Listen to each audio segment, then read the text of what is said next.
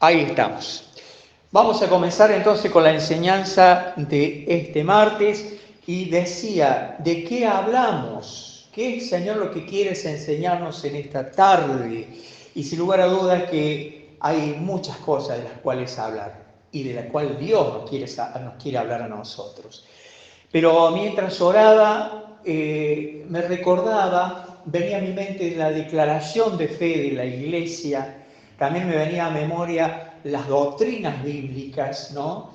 Y dentro de la palabra de Dios, la doctrina más importante o la doctrina central, porque todas las doctrinas fundamentales son importantes, pero la doctrina central es Dios, ¿no? Ese único Dios vivo y verdadero que es el creador de los cielos y de la tierra, y también ese único y vivo Dios autoexistente, Dios eterno, que se manifiesta en tres personas, sin dejar de ser uno: Dios el Padre, Dios el Hijo y Dios el Espíritu Santo. Un solo Dios manifestado en tres personas. Y entendí de parte del Señor que debía hablar de la tercera persona de la Trinidad, del Espíritu Santo. Claro está que más que nunca pedir ayuda y la guía al Señor, porque si hablamos del Espíritu Santo sabemos que es una doctrina, y es una de las doctrinas fundamentales, y es un estudio bastante amplio, bastante complejo, completo, porque cuando hablamos del Espíritu Santo estamos hablando de Dios mismo. Entonces, con la ayuda del Señor en esta tarde, hermanos, lo que vamos a hacer es una super síntesis de lo que es la doctrina del Espíritu Santo. Esa tercera persona de la divinidad que habita en nosotros, que desde el día que creímos en el Señor Jesucristo vino a habitar a nuestro corazón y reside en nosotros. Ese Espíritu Santo, esa persona que constantemente nos escucha, pero constantemente nos quiere hablar, y nosotros muchas veces hacemos oído sordo y no escuchamos su voz. Que el Señor, como decía la hermana, tenga piedad de nosotros, que tenga misericordia de nosotros, por hacer muchas veces oído sordo a la voz del Espíritu Santo. Muy bien, super síntesis en manera de introducción a este tema. Creemos, hermanos queridos, en el Espíritu Santo, que es un ser espiritual, pero que también es una persona, que es la tercera persona de la divinidad que habita en nosotros. El Espíritu Santo, dicen las Escrituras, que inspiró a hombres consagrados y escogidos por Dios para escribir las Escrituras, para escribir la Santa Biblia, por la iluminación y por la inspiración del Espíritu Santo. Sabemos que el Espíritu Santo también capacita a todo creyente que tiene la necesidad de entender cada vez más de Dios, pero también el Espíritu Santo cumple aquí en la tierra una función esencial, que es de ayudarle a las personas inconversas a comprender la necesidad de la salvación, la necesidad de reconciliarse con Dios, la necesidad y la capacidad para escuchar el Evangelio. El Espíritu Santo también exalta a Cristo, convence de pecado, de justicia y de juicio, llama a toda la humanidad, llama a los hombres a la salvación, efectúa en todo aquel que cree lo que se llama el proceso de regeneración, mora en el hombre totalmente desde el momento que creyó en Cristo, todo ser humano, y que recibió a Cristo en sus vidas, mora en el creyente, produce ese efecto de transformación cada día. El Espíritu Santo nos ha sellado, mejor dicho, hemos sellado por el Espíritu Santo hasta el día o para el día de la redención. El Espíritu Santo realiza algo muy importante en nosotros, que es, hermanos queridos, que desarrolla el carácter cristiano. Y cuando decimos que desarrolla el carácter cristiano, es que desarrolla el carácter de Cristo en nosotros. Porque eso es lo que dicen las Escrituras. El Espíritu Santo fortalece al Hijo de Dios. El Espíritu Santo ha repartido los dones espirituales para la Iglesia de Cristo. Esos dones espirituales que a todos los que hemos creído en Cristo nos han sido dados para poderle servir al Señor, ¿no? Amén. El Espíritu Santo está presente en el cristiano. El Espíritu Santo da la seguridad, nos da la seguridad de que Dios quiere, por medio del Espíritu, conducirnos a la plenitud de la estatura de Cristo.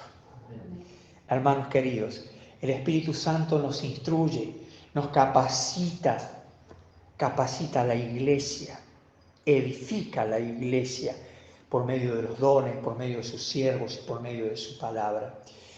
Nos capacita también y nos equipa para la adoración sincera, honesta, para con Dios el Padre, el Hijo y el Espíritu Santo. El Espíritu Santo nos capacita también para evangelizar, para testificar y para perfeccionar el servicio.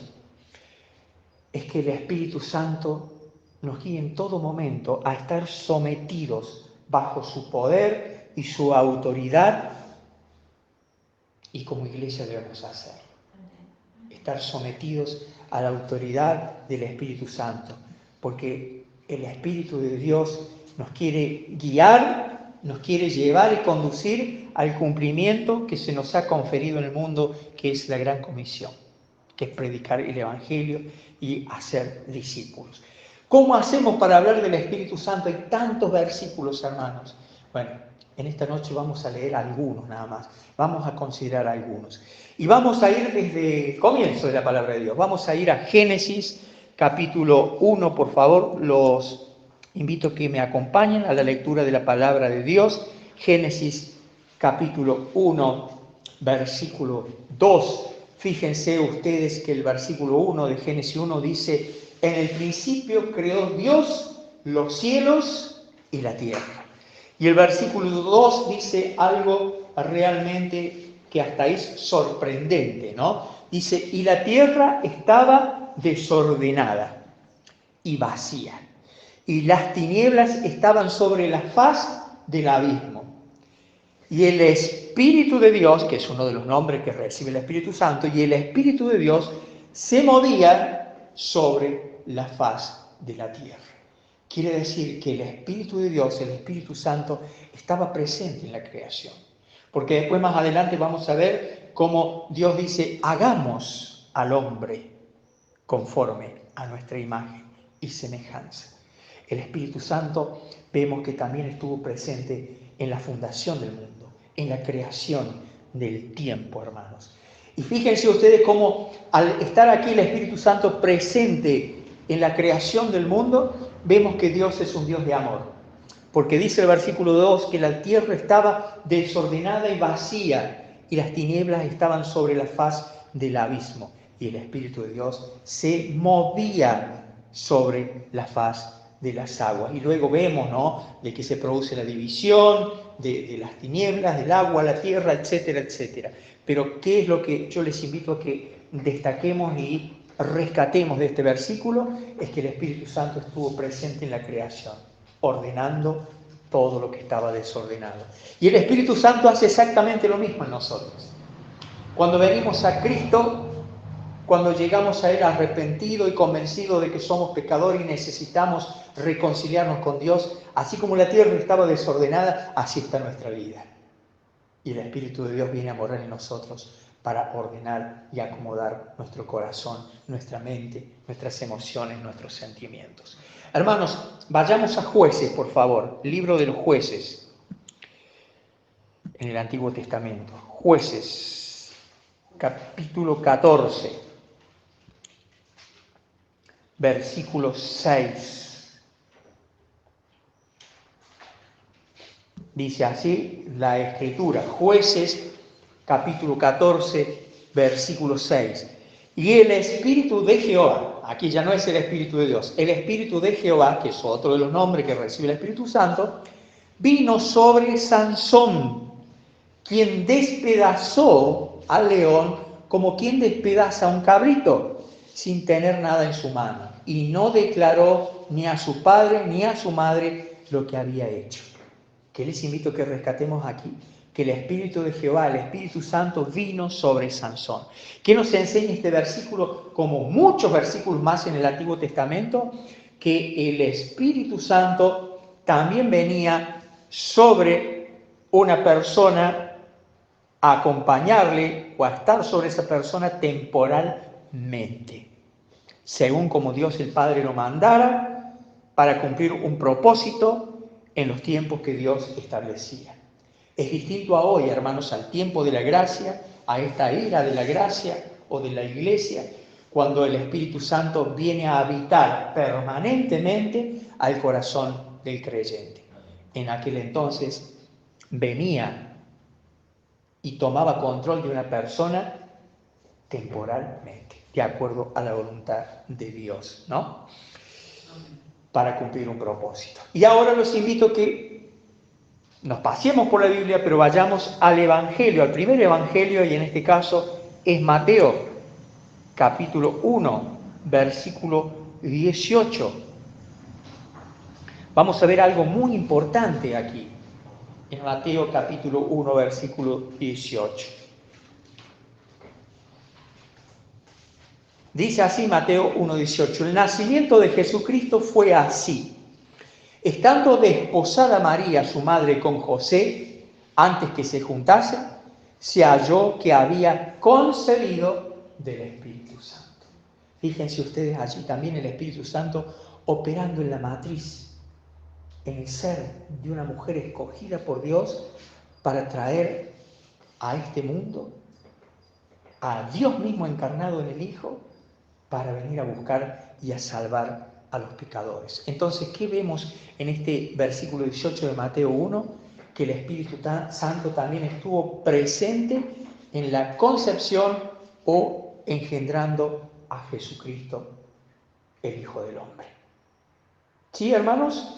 Fíjense ustedes todas las aristas, todos los aspectos, el obrar y el operar del Espíritu Santo a lo largo de la historia desde la fundación del mundo que estamos viendo en esta tarde. Imagínense ustedes cuando estudiemos la doctrina del Espíritu Santo. Es algo maravilloso y que realmente es atrapante. Muy bien, estamos en los Evangelios, en este caso vayamos a San Juan capítulo 14. San Juan capítulo 14, versículo 26.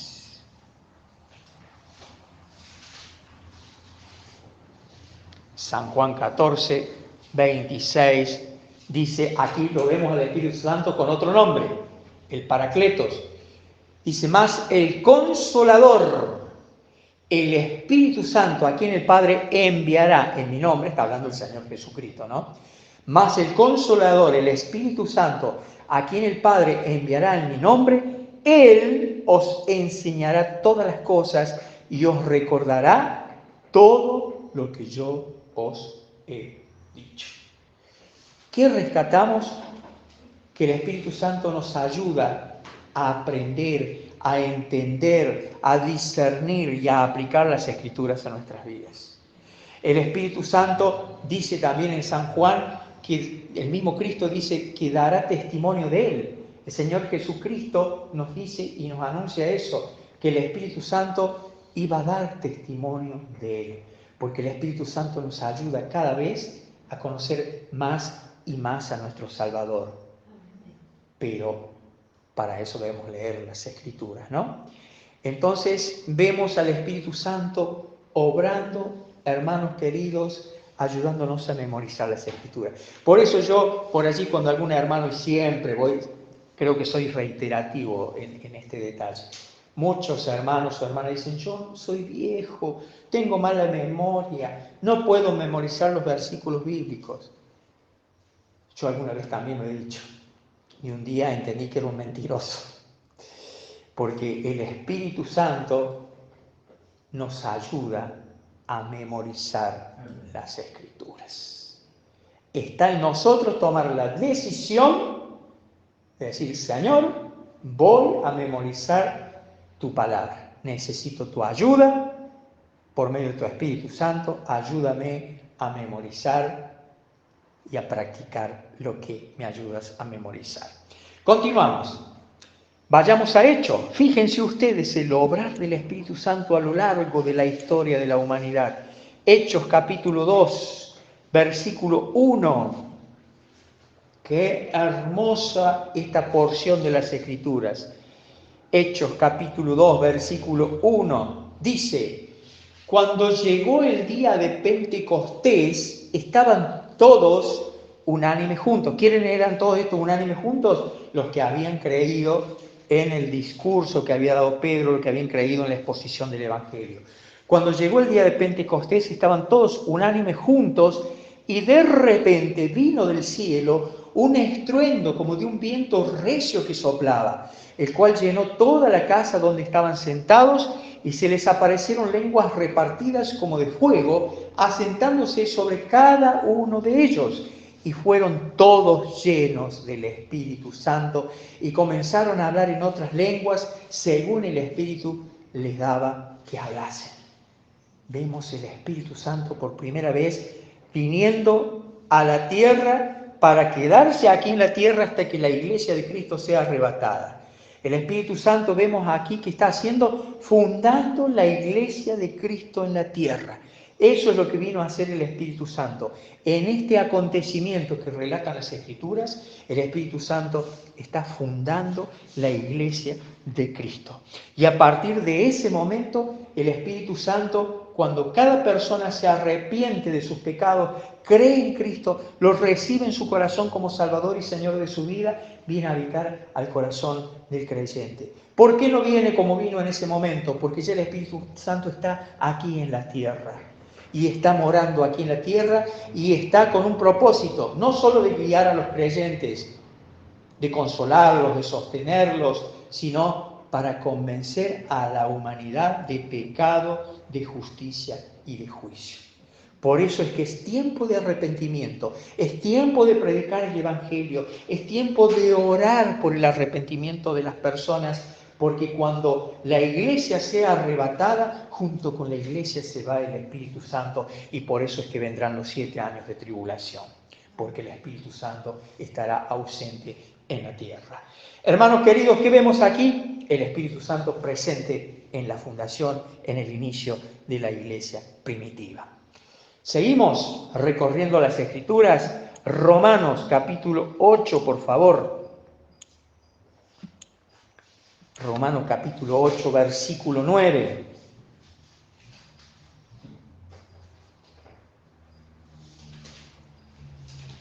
Fíjense, para que contextualicemos el contenido de este párrafo, el verso 8 dice, y los que viven según la carne, o sea, según la naturaleza pecaminosa, no pueden agradar a Dios.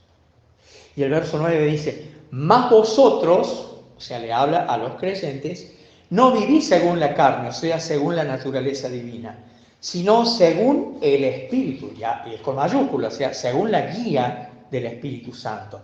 Si es que el Espíritu de Dios mora, o sea, habita en vosotros.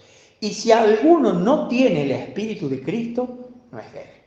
O sea que si el Espíritu de Dios no está en el corazón de una persona, es obvio que esa persona no va a vivir conforme a las Escrituras. No va a vivir de acuerdo a los mandatos de Dios. No va a ser una persona piadosa, ni amorosa, ni considerada, ni empática, ni se va a doler por la humanidad, por su prójimo, porque el Espíritu de Dios no está en su corazón. Porque dice Primera de Juan, capítulo 4, verso 8, que el que no ama no ha conocido a Dios, porque Dios es amor. Si el Espíritu Santo está en una persona, el fruto del Espíritu reside en esa persona, y el primer carácter o característica del fruto del Espíritu Santo es el amor. Entonces, hermanos queridos, vemos aquí en este versículo 9 que el Espíritu Santo nos guía a vivir de acuerdo a la naturaleza divina, no a la naturaleza carnal, sino a la naturaleza divina. Y es también el Espíritu Santo, vemos aquí, un distintivo, por decir así, o un emblema de que somos hijos de Dios. Porque en el mismo Romano capítulo 8 dice la palabra de Dios que todos aquellos que son guiados por el Espíritu de Dios, estos son hijos de Dios. Seguimos recorriendo las Escrituras y llegamos a la epístola a los Efesios, capítulo 4, versículo 30. En cuanto al Espíritu Santo, hermanos, en alguna ocasión creo que ya he enseñado, tenemos mandatos. La iglesia tiene mandatos. Son 4 los mandatos en cuanto al Espíritu Santo. Son 2 mandatos negativos y 2 mandatos positivos o 2 mandatos favorables. Vayamos a verlos. Efesios 4:30 dice así, las Sagradas Escrituras dicen lo siguiente: y no contristéis al Espíritu Santo de Dios, con el cual fuisteis sellados para el día de la redención. Es que Efesios capítulo 1, versículo 13 dice que habiendo oído y creído en el Evangelio, hemos sido sellados por el Espíritu de Dios. Bueno, el versículo 30 del capítulo 4 de Efesios dice, no contristéis, o sea, no entristezcáis al Espíritu Santo de Dios, con el cual fuisteis sellados para el día de la redención. Hermanos, el mandato, ¿cuál es aquí para todo creyente? No contristar al Espíritu Santo. Dice 1 de Juan capítulo 1, versículo 9, que si confesamos nuestros pecados, Él, Dios, es fiel y justo para perdonar nuestros pecados y limpiarnos de toda maldad. El creyente tiene que tener una vida de confesión constante, continua. Sí, ya el Señor perdonó nuestros pecados, nos redimió, hemos sido reconciliados con Dios, se nos ha dado el ministerio de la reconciliación, pero debemos tener una vida de limpieza cada día, de confesión de nuestros pecados.